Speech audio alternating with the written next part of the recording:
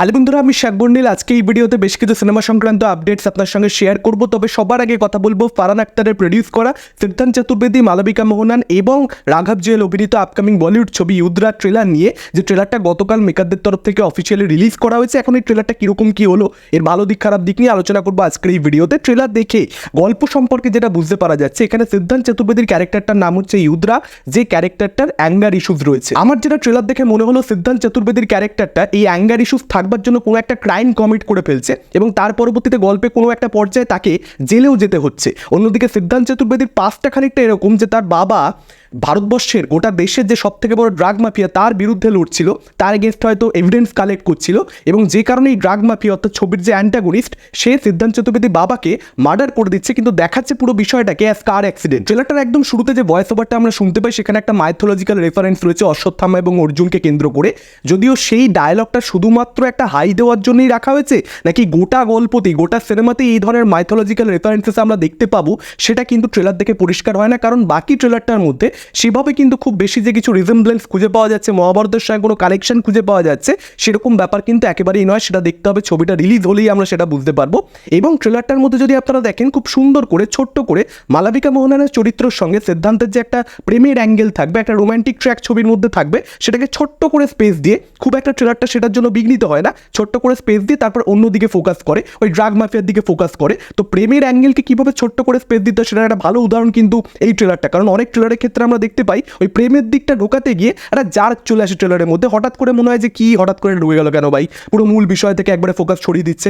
এই ট্রেলারটার মধ্যে কিন্তু সেটা হয় না। ট্রেলার দেখে গল্পটা যেভাবে এগোবে মনে হচ্ছে, তাতে করে একটা সন্দেহের জায়গা তৈরি হচ্ছে মালবিকা মোহনানের ক্যারেক্টারকে কেন্দ্র করে, যে যদি একবার মিশনে সিদ্ধান্তের ক্যারেক্টারটা চলে যায়, তারপর তার প্রেমিকার চরিত্র অর্থাৎ মালবিকার চরিত্রর ইম্পর্টেন্স গল্পে কী থাকছে, তারপর কি ক্যারেক্টারটা নিজের রেলিভেন্ট হারিয়ে ফেলবে নাকি সেই ক্যারেক্টারটার সঙ্গে কোনো রকমভাবে টুইস্ট জড়িয়ে থাকবে। হয়তো পরবর্তীতে আমরা জানতে পারবো যে এই যে ড্রাগ মাফিয়া, এই যে পুরো একটা র্যাকেট চলছে, সেটার মধ্যে কোনো রকমভাবে মালবিকার ক্যারেক্টারটাও ইনভলভ। আশা করবো সেরকম টিপিক্যাল কোনো টুইস্ট হবে না। যদি সেরকম টিপিক্যাল কোনো টুইস্ট থাকে, সেটাকে প্লেস করা হবে খুব ভালোভাবে। অনেক সময় খুব টিপিক্যাল টুইস্টও কিন্তু খুব দুর্দান্তভাবে ওয়ার্ক করে যায়, যদি সেটাকে ডিরেক্টর স্ক্রিনপ্লের মধ্যে সঠিকভাবে প্লেস করতে পারেন। লেটস সি সেটা কি হয় না হয়। এবং এই ট্রেলারটার মধ্যে অ্যাকশন যেটা দেখতে পাওয়া যাচ্ছে, সেটা হচ্ছে গোটা ট্রেলারটার হাইলাইট। অ্যাকশনটা সলিড হবে, অ্যাকশনে মজা আসবে। আমরা রিসেন্টলি কিল ছবিটা দেখেছি, কিলের মতন অতটা ভায়োলেন্ট ডেফিনেটলি হবে না, কিন্তু তবুও এই অ্যাকশনটার মধ্যে কিন্তু একটা ব্রুটালিটি রয়েছে, একটা অ্যাকশনের মধ্যে যে ভায়োলেন্স, যেটা আজকালকার দিনে প্রচুর দর্শক খুব এনজয় করছে, ইনফ্যাক্ট ভালোভাবে সেটা প্রেজেন্টেড হলে আমি নিজেও এনজয় করি, সেটা কিন্তু এই ছবির মধ্যে থাকবে।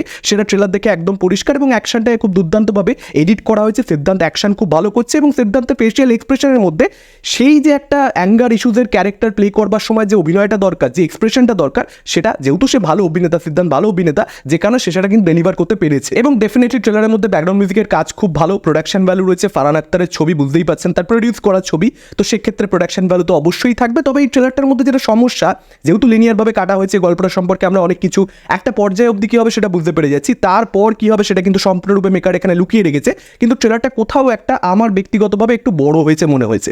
আমার কোথাও যেন মনে হচ্ছে যে একটু বড় হয়ে গেছে। মানে এই ট্রেলারটা বারবার দেখবার মতন একটা ট্রেলার, অতটাও এক্সাইটিং ট্রেলার কিন্তু হয়নি। এমনিতে ভালো, কিন্তু গল্প লেভেলে খুব যে আকর্ষণীয় মনে হচ্ছে যে এটা খুব দুর্দান্ত একটা গল্প আমরা দেখতে পাবো, সেটা কিন্তু এই ট্রেলারটা প্রমিস করছে না আমাদেরকে। খুব টিপিক্যাল একটা স্টোরি আপাতত মনে হচ্ছে। এবার বাকিটা ছবিটা দেখলে বুঝতে পারবো কী কী টুইস্ট আছে না আছে, সেগুলো তো ছবিটা দেখলে এখনই সেটা আলোচনা করা কখনোই যাবে না। ওভারঅলে ইটস এ গুড ট্রেলার। আচ্ছা, এবার যদি চলে আসি সিনেমা সংক্রান্ত আপডেটসে, প্রথম আপডেটটা 2024 সালের পুজোর নতুন বাংলা ছবিকে কেন্দ্র করে। আপনারা সকলেই জানেন এসবিএফ এর তরফ থেকে কি ছবি আসবে না আসবে সেটার ব্যাপারে এখনো কোনো ধরনের গ্যারান্টি নেই, কোনো নিশ্চয়তা নেই। কিন্তু তাছাড়াও দেব এবং সৃজিত মুখোপাধ্যায়ের টেক্কা রয়েছে, বহুরূপী রয়েছে শিবপ্রসাদ নন্দিতা জুটির, সোহম চক্রবর্তী মিঠুন চক্রবর্তী এই জুটির রয়েছে শাস্ত্রী ছবিটা, এবং তার সঙ্গে আর কোন ছবি মুক্তি পাবে সেটার ব্যাপারে এখনো কোনো ধরনের নিশ্চয়তা নেই।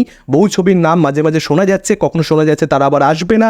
রিসেন্টলি যেটা আপডেট রয়েছে, প্রতিম ডি গুপ্তর ছবি চালচিত্র, যেটা একটা থ্রিলার ঘরানার ছবি হবে, যে ছবির মধ্যে আপনারা রাইমা সেন, টোটা রায়চৌধুরী, অনির্বাণ চক্রবর্তী এবং বাংলাদেশের অপূর্বকে অভিনয় করতে দেখতে পাবেন, সেই ছবিটা কিন্তু দুর্গাপুজোর সময় এই বছর রিলিজ করতে পারে। যদি সত্যি সত্যি এসপিএফ এর তরফ থেকে কোনো ছবি মুক্তি না পায় এই দুর্গাপুজোতে, সেক্ষেত্রে কিন্তু চতুর্থ ছবি হিসেবে এই ছবিটা যদি রিলিজ করে তাহলে আমার মনে হয় না কোনো সমস্যা হবে। একটা পুজোতে 4টে বাংলা ছবি রিলিজ হবে, যেটা খুব স্বাভাবিক ঘটনা, এটার মধ্যে কোনো ধরনের অস্বাভাবিকতা নেই, একেবারেই রিলিজ পেতেই পারে, খুব ভালোই শোজ পাবে আশা করা যায়। যদি ট্রেলার টিজার ভালো হয়, একটা ইনিশিয়াল লেভেলে বাস তৈরি করতে পারে, সেক্ষেত্রে কিন্তু এই ছবিটা ব্যবসা করে ফেলতে পারে, কারণ কাস্টিংটাও কিন্তু অবশ্যই ভালোই রয়েছে।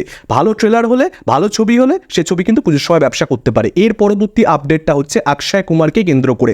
আপনাদেরকে জানিয়ে রাখি, একজন তামিল পরিচালকের সঙ্গে অক্ষয় কুমার অথবা রণবীর সিং যে কোনো একজন কিন্তু কাজ করতে পারেন। দুজনের মধ্যে কে করবেন শেষ অবধি মুখ্য চরিত্রের কাজ, সেটার ব্যাপারে আপডেট এখনও গ্যারান্টি সহকারে কিছু পাওয়া যাচ্ছে না। পরিচালক পিয়ে রঞ্জিত, যিনি চারপাত্তা পারাম্বারায়ের মতন অসাধারণ ছবি বানিয়েছেন, দারুণ ছবি, যারা দেখেনি অবশ্যই দেখতে পারেন, খুবই ভালো একটা ছবি। এবং রিসেন্টলি আপনারা সকলেই জানেন চিয়ান বিক্রমের সঙ্গে থাঙ্গালান ছবিটাও তার মুক্তি পেল।